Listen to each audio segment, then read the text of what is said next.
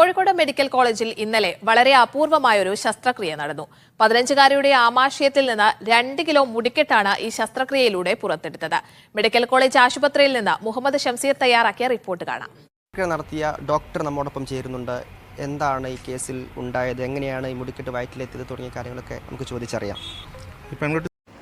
ഇതിനെക്കുറിച്ച് പറഞ്ഞു കഴിഞ്ഞിട്ടുണ്ടെങ്കിൽ ഇത് നമുക്ക് വ്യക്തമായിട്ടൊരു തീരുമാനത്തിലെത്താൻ കഴിയില്ല. കാരണം എന്താ വെച്ചിട്ടുണ്ടെങ്കിൽ ഇത് ഒരുപാട് ഇപ്പോഴത്തെ കുട്ടികളെന്ന് പറഞ്ഞാൽ ഫാഷന്, അതായത് മുടി വളർത്തുക, ഇപ്പോൾ പല പല എണ്ണകൾ ഉപയോഗിച്ച് മുടി തേച്ച് മിനുക്കി വളർത്തി വലുതാക്കുമ്പോൾ അത് നിലത്തിട്ട് അയച്ച് നിലത്തോളം മുട്ടി നിൽക്കുന്ന മുടിയാവുമ്പോൾ അത് കുറച്ചൊക്കെ പറിച്ച് തിന്നാൻ തോന്നും. അങ്ങനെ തിന്നതാണെന്ന് കേട്ടത്. ഈ കുട്ടി ഇങ്ങനെ മുടി വളരെ കഴിക്കുന്നൊരു കൂട്ടത്തിലുള്ള ആളാണ്. ഇതുപോലത്തെ കേസുകൾ 1-2 വരാറുള്ളൂ.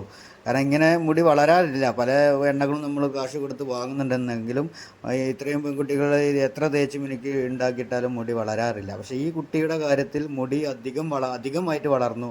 അതിൻ്റെ ഒരു റിയാക്ഷൻ ആവാം കുട്ടിക്ക്. അത് ഒരു മാനസികമായിട്ട് മുടി വളർന്നത്. വിദ്യാർത്ഥി എന്ന് പറയുമ്പോൾ 15 വയസ്സ് മാത്രമാണ് വിദ്യാർത്ഥിക്ക് ഉണ്ടാവുക. അപ്പോൾ ഇത്രയും തൂക്കത്തിലുള്ള മുടിക്കെട്ട് എങ്ങനെ വയറ്റിൽ വന്നു എന്നുള്ളതാണ് ഏറ്റവും പ്രധാനപ്പെട്ട ഒരു ചോദ്യം. ഇതെങ്ങനെ കഴിച്ചതാണോ?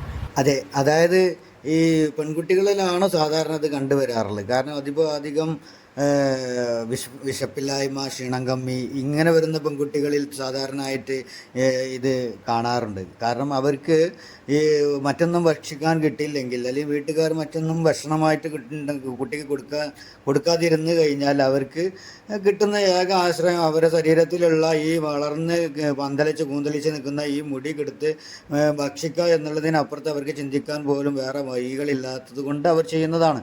ഇതുപോലെ ഒട്ടനവധി പെൺകുട്ടികളുടെ വയറ്റിൽ ഇനിയും നമ്മൾ സ്കാൻ ചെയ്ത് സെർച്ച് ചെയ്തിട്ടുണ്ടെങ്കിൽ ഒരുപാട് മുടിയെന്നല്ല, നമ്മൾ ചുണ്ടിൽ തേക്കുന്ന ഈ ചായം പോലത്തെ, അതേപോലത്തെ കണ്ണിൽ തേക്കുന്ന മറ്റേ ലിപ്സ്റ്റിക്ക്, അതേപോലെ തന്നെ കണ്ണിലെ